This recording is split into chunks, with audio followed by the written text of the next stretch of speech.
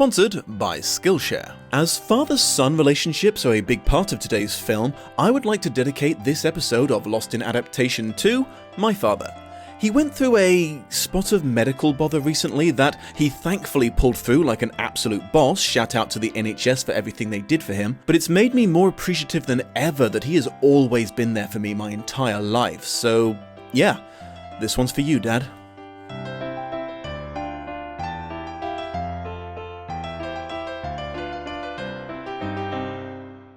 Hello my beautiful watchers and welcome to Lost in Adaptation, the review show dedicated to comparing film adaptations of books to said books to see how loyally they carried over the plots, characters and themes. Today we're having a gander at Dreamworks' 2010 animated movie How to Train Your Dragon and its supposed source material of the same name, written by Cressida Cowell. Born in London in 1966, Cowell is the daughter of a British Viscount, which, if you are for some reason not familiar with the English hereditary peerage ranking system, is a noble title slightly more important than a baron, but not as impressive as an earl. Her family spent their summers in a holiday home on a virtually deserted tiny island just off the coast of Scotland that apparently lacked electricity, prompting the young Mistress Cowell to try her hand at writing. I assume to take her mind off the cold and darkness, because even in summer the Scottish climate is not something that I would want to face without power. This early start to her career might be why Cowell grew up to be what I like to refer to as a writing machine, capable of outputting over a dozen books a year, and while they're all quite short, they're not short, you know? She tends to write 12-part illustrated book series that all share a similar title format and are aimed at older children, young teen demographics. Popular examples include the Treetop Twins, the Tiny Detectives, the Wizards of Once, and the most successful How to Train Your Dragon, which began in 2003. These stories chronicle the adventures of Hiccup Horrendous Haddock III and his draconic companion Toothless, who lived in a time before dragons disappeared from the world and passed into myth and legend. In a Lemony Snicket type move, a recurring gimmick is claiming that, despite being written in the third person, they are autobiographies written by Hiccup himself and only translated from Old Norse to English by Cowell. About 7 years after its publication, the adaptation rights to the first book in this series were optioned by Dreamworks and a film was released in March 2010. It was produced by Bonnie Arnold, an executive who'd worked for Pixar, Dreamworks and Disney in the past. It was co-written and co-directed by Chris Sanders and Dean DeBlois, both famous for the hit 2002 Disney film Lilo and Stitch, with additional writing by Will Davis, a veteran of multiple comedies. It starred voice acting from Jay Baruchel, Gerard Butler, Craig Ferguson, America Fiera, Jonah Hill, Christopher Mintz-Plasse, TJ Miller and Kirsten Wiig, and a cameo line or two from David Tennant, presumably as a nod to the audiobook which he narrated. And I shall finally stop beating around the proverbial bush. Even the most generous description of the resemblance this film has to its book forebear would have to involve the words extremely limited. This is in fact one of those adaptations I feel behooved to classify as in name only, which means my usual episode format of breaking down the similarities and the differences isn't suitable, as a synopsis of both is actually more effective for getting the point across. Even though the book came first, let's start with the movie because more people are familiar with that version. The story begins in a remote Norse settlement named Berk, which is experiencing a recurring problem with dragons of different shapes and sizes who routinely steal all of their food and livestock. Their chief, Stoic the Vast, often leads the entire village to its defense, with the singular exception of his teenage son Hiccup, who is considered to be too skinny and prone to being a disaster magnet to be a dragon slayer. Despite his father's standing orders to remain inside, Hiccup is determined to prove his worth, so sneaks out to deploy a net launcher he invented on a Night Fury, the rarest and most dangerous known type of dragon. While he succeeds in hitting it, his presence on the battlefield inadvertently loses the fight for the Norse, causing a deeper rift to form between father and son. Hoping to redeem himself, Hiccup tracks down the downed foe, but can't bring himself to finish it off and sets it free instead. Just before Stoic leads a Viking fleet out to search for the dragon's nest, Gobber, the village blacksmith, manages to talk him into letting his son join his dragon fighting school with his friends. Fishleg, Snotlout, the Trins, Roughnet and Toughnet, and his crush Astrid, who is the only one of the group who shows any promise in combat. Realizing that the Night Fury had shown him mercy, something all the Norse experts adamantly claimed they were incapable of, Hiccup returns to the crash site and discovers he's trapped in a cove, incapable of flying now because his weapon had torn off half of its tail fins. Naming him Toothless, Hiccup slowly befriends the Night Fury and designs a prosthetic tail that he can, with practice, manipulate from the dragon's back so they can both fly as long as they're together. Hiccup learns about dragons' likes and fears from Toothless, information he then uses to subdue captured dragons during training, making him the talk of the town and finally earning the somewhat awkward affection of his father, but infuriating Astrid, who eventually resorts to following him into the woods and discovering his secret dragon friend. In a desperate attempt to stop her from blabbing, Hiccup and Toothless take her on an epic sunset flight, which eventually wins her over once the terror is worn off. Overhearing that Hiccup's final school exam involves him killing a dragon prisoner, Toothless flies them to the much searched for dragon nest and shows them that the only reason the dragons have been snatching Burke's food is they're slaves to an unbelievably huge queen dragon that's not named in the film but referred to as the Red Death in the script, who eats any of them who fail to bring her a big enough offering. Astrid kindly agrees to give Hiccup a day to figure out how to fix the situation in a way that won't expose Toothless to the murderous wrath of his father. The next day, Hiccup tries to use his public exam to prove to the village that dragons aren't naturally aggressive if unprovoked, but a poorly timed outburst from his dad startles the beast and it all becomes a shit show. Sensing the danger to his new friend, Toothless runs to his defense and is captured by the hostile Norse, and Hiccup accidentally blurts out that he knows where the nest is while trying to de-escalate the situation. Disowning his dragon-loving son, Stoic uses a trussed-up Toothless as a divining rod to lead an army to the Dragon Island. Meanwhile, Astrid manages to convince Hiccup that his unwillingness to kill innocent creatures is a result of compassion, not cowardice, and Hiccup realizes he can give his schoolmates a crash course in dragon befriending and ride their former foes to save their parents from getting nommed up by the Red Death. Stoic's plan to go toe-to-toe with a kaiju ends exactly as poorly as one might expect, but the teens arrive just in time to distract it. Hiccup's attempts to rescue Toothless from a burning ship are thwarted by his noodle arms, but his dad finally comes around and saves both his boy and the dragon. Toothless uses his OP stats in speed and maneuverability to blast the Red Death right in its gullet, but he and Hiccup are caught in its dying fireball and assumed dead for the recommended amount of movie time to build tension. Hiccup awakens sometime later, to the obvious joy of Toothless, to discover that he has a low-tech prosthetic leg now. The entire village, which has already adapted to a happy coexistence with the freed dragons, welcomes him as a hero, and he and Astrid go on a victory flight. The animation in this movie is getting a little dated now, but all in all it holds up reasonably well. Choices were certainly made regarding the accents. Most of the village is Scottish, or doing a halfway decent impression of it, which means Gerard Butler is doing the exact same voice he did for King Leonidas in 300. We move to the lower defences. We'll counter-attack with the catapults. But tonight, we dine in hell! Despite this, Hiccup and all the other teen villagers are American or Canadian, and the film draws attention to this inconsistency by having Hiccup do an impression of his old man near the start. Disappointed scowl like someone skimped on the meat in his sandwich. Excuse me, barmaid. I'm afraid you brought me the wrong offspring. While using different accents to accentuate generational divides is an established trope, I would have thought you had to have some sort of in-universe justification for it, like the older guys being first-generation immigrants, so it just comes off as super weird sounding to an Englishman like me who relates to neither accent. Oh, and one of the closing lines makes a somewhat confusing claim about the weather. It snows 9 months of the year and hails the other 3. Considering it's done neither of those things throughout the entire film. Small nitpicks like this aside, damn, I really enjoyed this film. It made me laugh, it made me cry, it made me go, ooh, that's pretty. I can understand why my friend Tim started his YouTube career exclusively talking about it and its sequels. But hey, I'm giving most of you zero new information here, aren't I? You've already seen this film.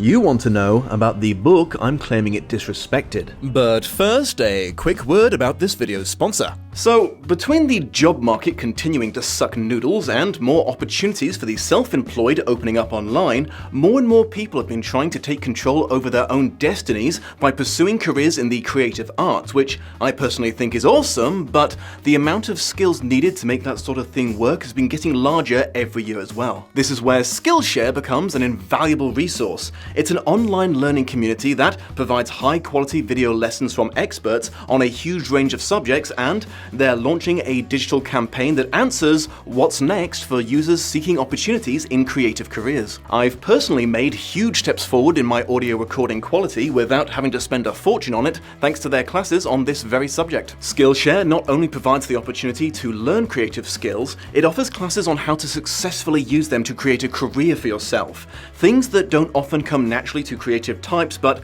are desperately needed, like entrepreneurship, productivity, finance, and marketing. Take it from someone who knows, even if you just want a cool side hustle, you have got to master the business side of things as well as the creative stuff if you want to see any results. The first 1,000 of my wonderful, beautiful watchers to use the link in the video description will be able to claim a 1-month free trial of Skillshare to see if any of those things could be helpful to them. Taking your future into your own hands can be a pretty terrifying concept, but sometimes it helps to start small. Learn how to use Photoshop or get some advice on creative writing, watch some videos on illustration, and see how you feel.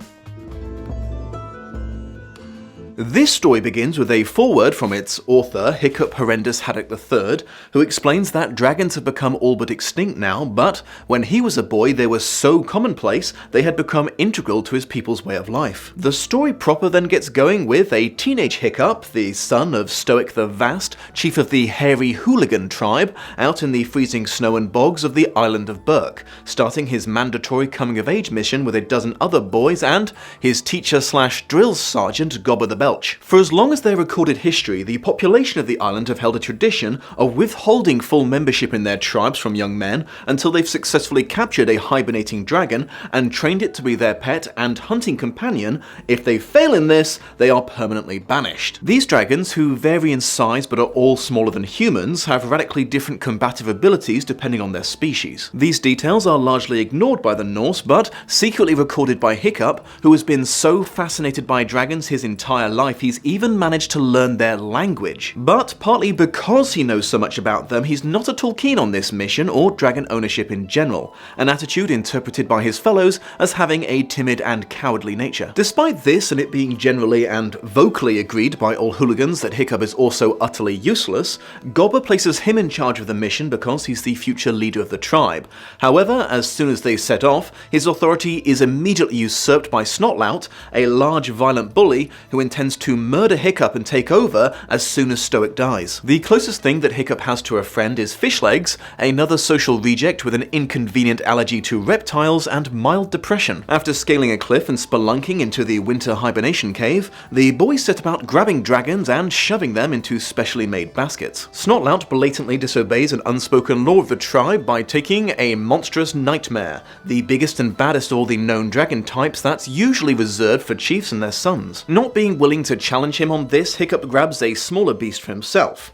Unfortunately, Fishlegs gets an attack of allergies at just the wrong moment and wakes the thousands of dragons in the cave before he can grab one for himself. As they flee, he laments that he's dead-ass going to get banished, so Hiccup gives him his dragon and grabs a random one from the wall of the tunnel for himself. They finally escape their reptilian pursuers after being forced to jump off the cliff into the sea, fleeing across the land, and Gobber murdering one of them with his axe, giving Hiccup a chance to take a look at his prize. Disappointingly, it turns out to be an extremely small, green, common garden dragon with no teeth, an example of dragonkind so unimpressive it's almost impressive. Snotlout ridicules the pair of them, calling them Hiccup the Useless and his dragon Toothless, which unfortunately sticks as a name. Stoic the Vast, who earned his name by never paying much attention to anything other than food, is placated from his growing suspicion that his son had royally fucked up by Fishlegs, who manages to convince him that it's a toothless daydream, a rare and special type of dragon that has an extreme glow-up later in life. Trying to make the best of the situation, Hiccup and Fishlegs consult How to Train Your Dragon by Professor Yobbish,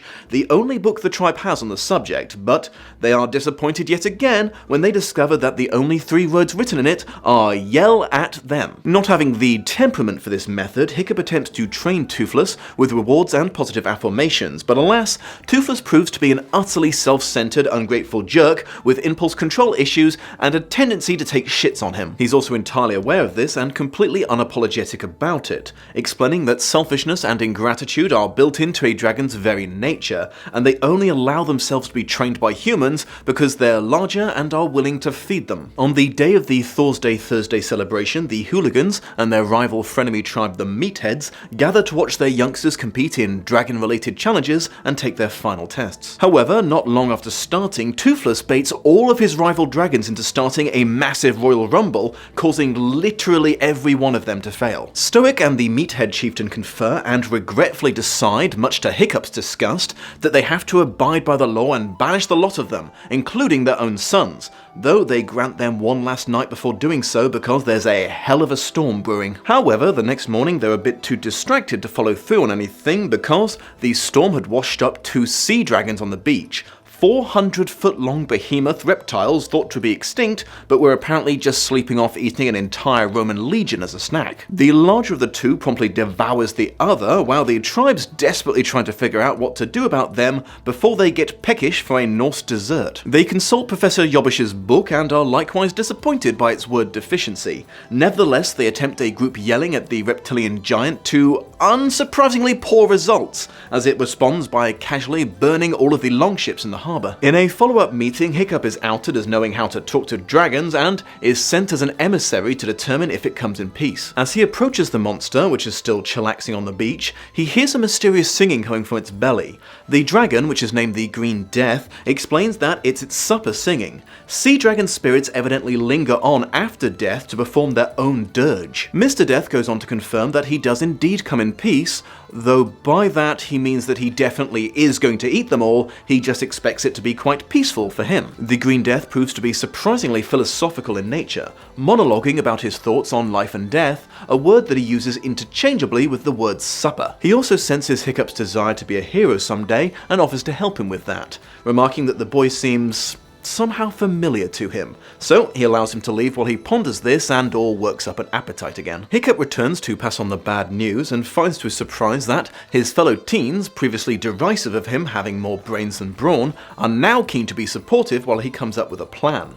Well, except for Snotlout and his cronies, but the rest tell him to shut the fuck up. While he's trying to think, they get the news that an even bigger sea dragon has washed up along the coast, this one purple, which Hiccup, surprisingly, thinks is quite good news, as he's now hatched a rather desperate plan. The plan relies quite heavily on their dragons, all of whom reluctantly agree, except for Toothless, who is far too selfish to help out and buggers off. The less arsehole dragons split into teams and go and harass both sea dragons, taunting them into following, then flying them towards each other in the hopes they'll fight. This succeeds, and the green and purple deaths tear into each other until they both collapse in the shallows.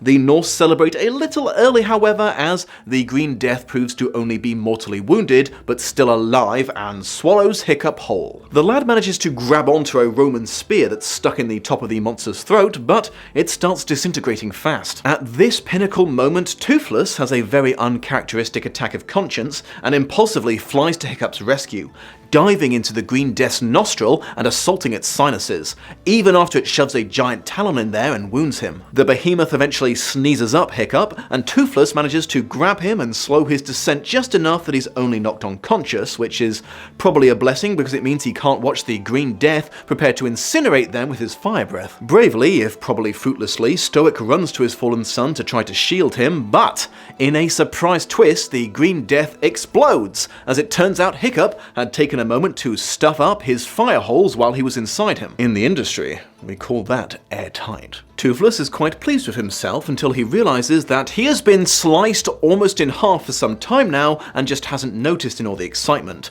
promptly dropping dead. Hiccup wakes up sometime later and is informed that they're performing a Norse funeral with honors for Toothless right now, which he runs out to try to stop because he thinks that Toothless might just be in a deep, death-like hibernation while he heals. He's only mostly dead, you might say. He's not in time to stop them from setting the tiny boat as dragons on a flame, but fortunately the light roasting only wakes Toothless up and they're both hailed as heroes. In the epilogue, older Hiccup sadly talks a little more about a world without dragons and reveals that he still has a tooth from the Green Death on his wall, buried in his father's bronze shield that, even after all this time, if you carefully lay your hand upon it and listen, can be heard singing. Because this book was intended for younger readers, I was impressed by the amount of deep lore like this that was implied regarding the sea dragons. I really wasn't expecting creatures with such powerful spirits. They continue to sing decades after death and are clearly slightly disconnected with linear time as they recognize their killers when they meet them,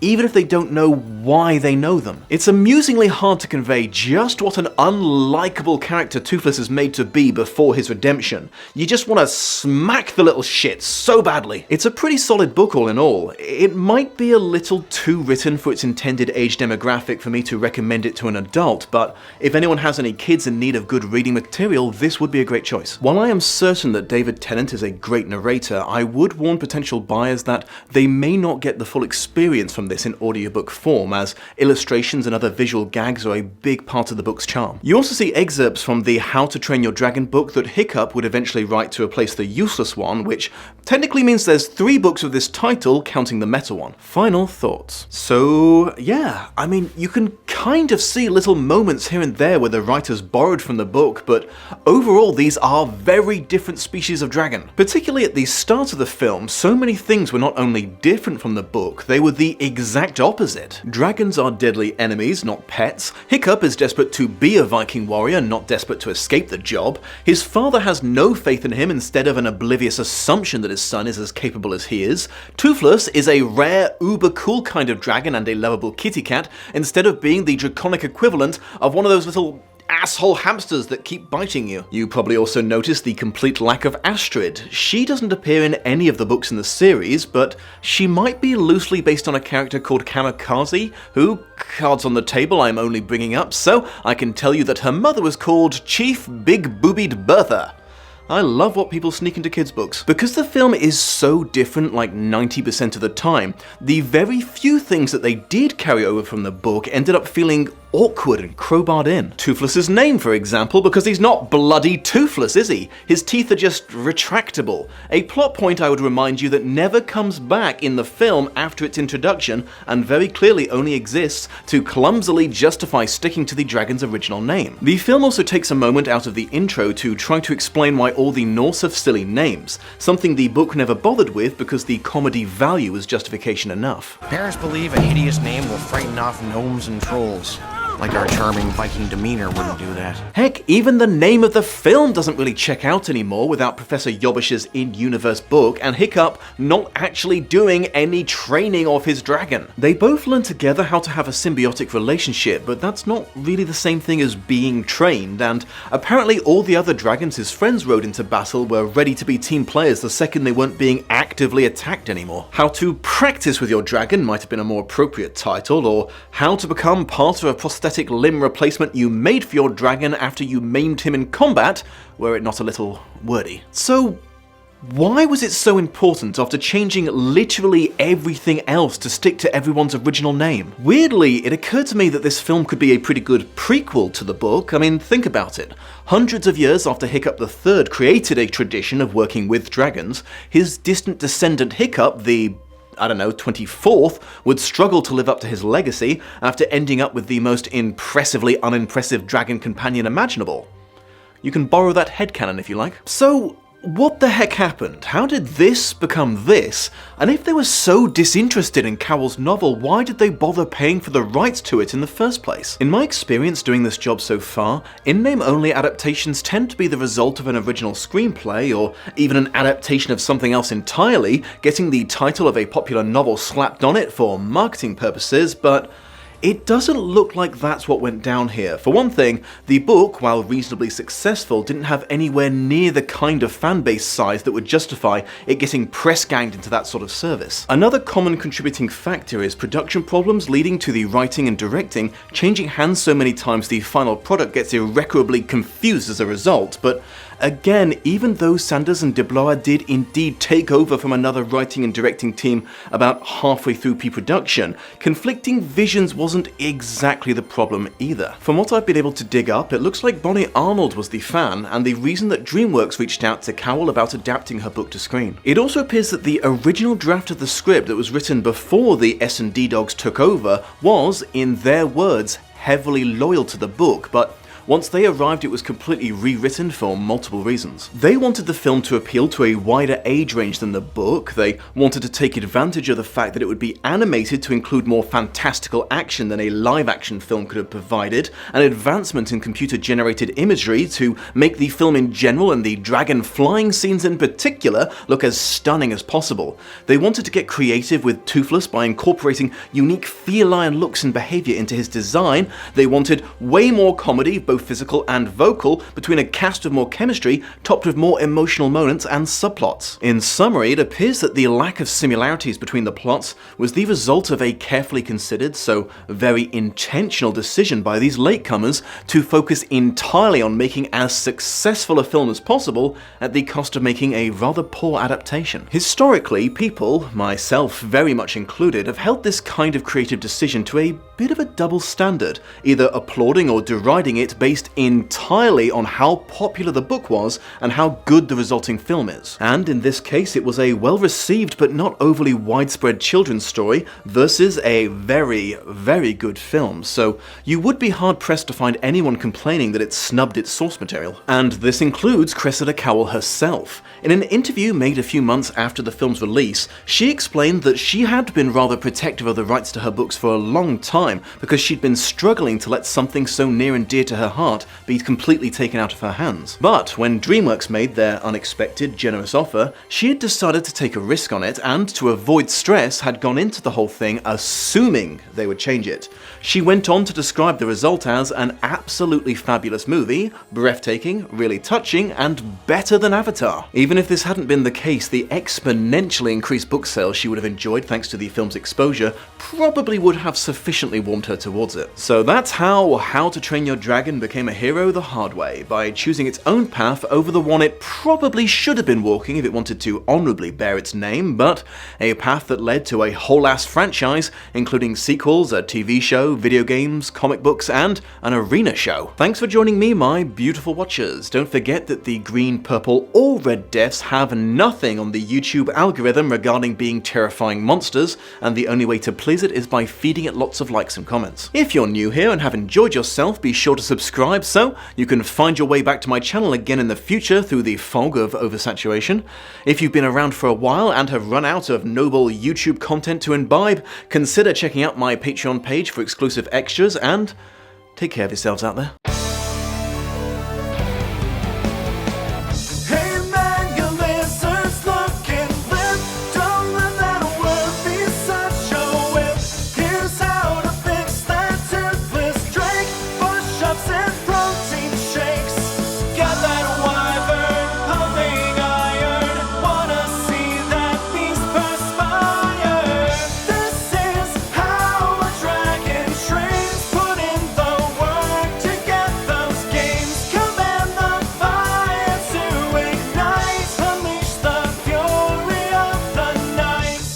Much love and appreciation to my patrons of honor, Shelby Holtz, April Mack, and Curtis Charles Jr. Shout out to Ilnej for the credits music, check out his channel for more parody and original songs, and a huge thank you to this video's editor, Sophia Ricciardi. Links to her work in the video description.